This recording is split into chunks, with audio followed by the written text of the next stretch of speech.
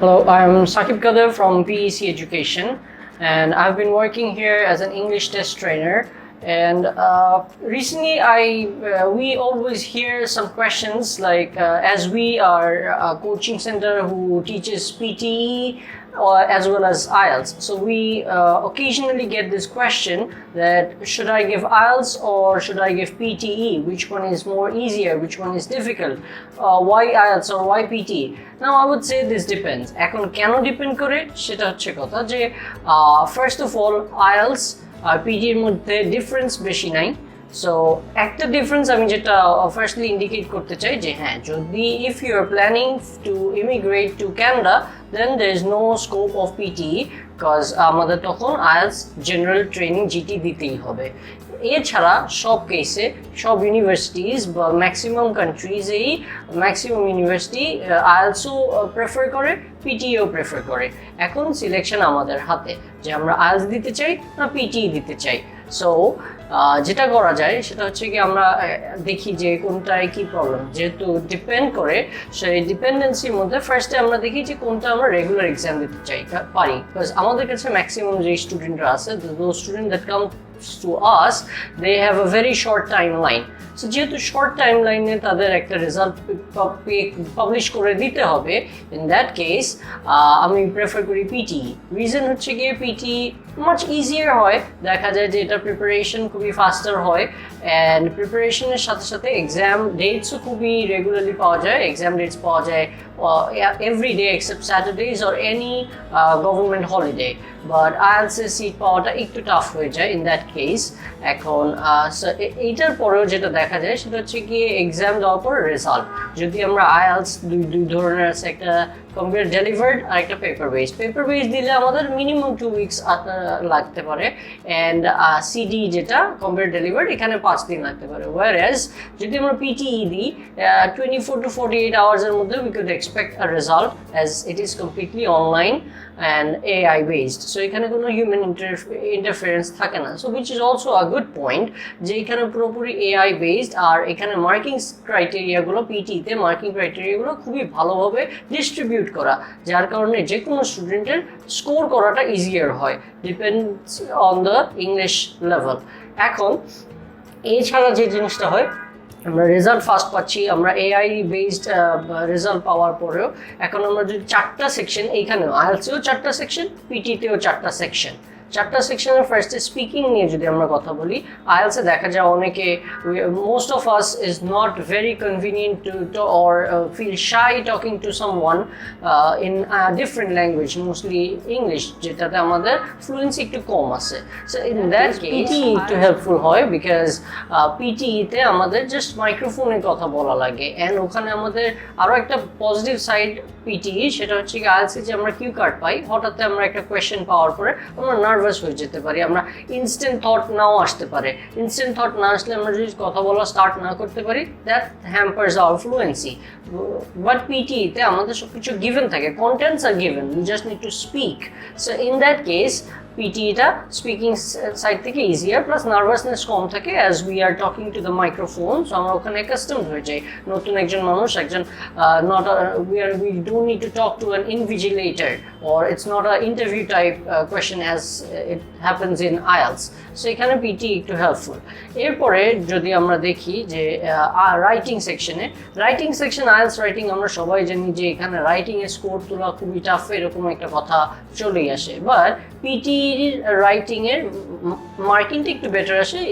It's mostly because of the marking criteria wide, because আমাকে প্রতিটা পয়েন্টের জন্য মার্ক দেওয়া হচ্ছে। সো আমি যদি কন্টেন্টেও একটু ফেল করি, একটু কম হয়, in that case I can get the mark from the form like writing between 200 to 300 words, বা এরকম ভাবে সিম্পল জিনিসগুলো, গ্রামাটিক্যাল মিস্টেকস এর উপরে কম মার্কস থাকে। সো যদি একটু গ্রামাটিক্যাল এরার্স হয় তো আমার বেশি মার্কিংয়ে হেরফের হয় না।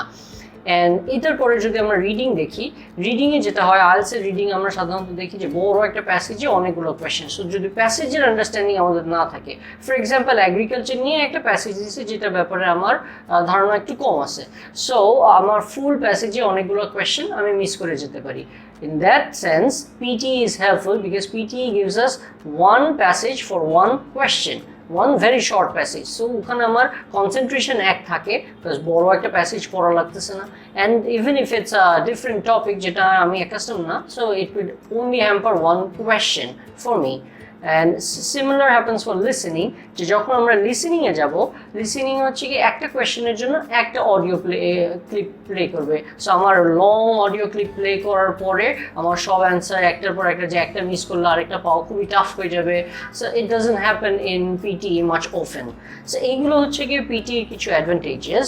অ্যান্ড আরও একটা জিনিস, one more thing is that if you are accustomed in writing by using your pen and paper, in that case there is no alternative to IELTS. But if you are accustomed in writing or typing in your computer, and if you're planning to give an exam, I would always suggest PTE, because PTE gives much more advantages. এখানে আপনাদের mark উঠানো easier হবে, সব জায়গায় এটা, সব institutions বলেন আপনি, সব জায়গায় হচ্ছে কি এটা acceptable. And we could say that PTE gives much more higher band. So আমি একটু কিছু পয়েন্ট বেনিফিটস বলেন বা হচ্ছে কি অ্যাডমিশন বেনিফিটস বলেন, ওইটাও পাওয়াটা পসিবল হয়। আর অবভিয়াসলি এখানে অনেক ডেটস থাকে, আমরা যে এনি ডে আমার যে কোনো প্রেফারেবল ডেতে গিয়ে এক্সাম দিতে পারি।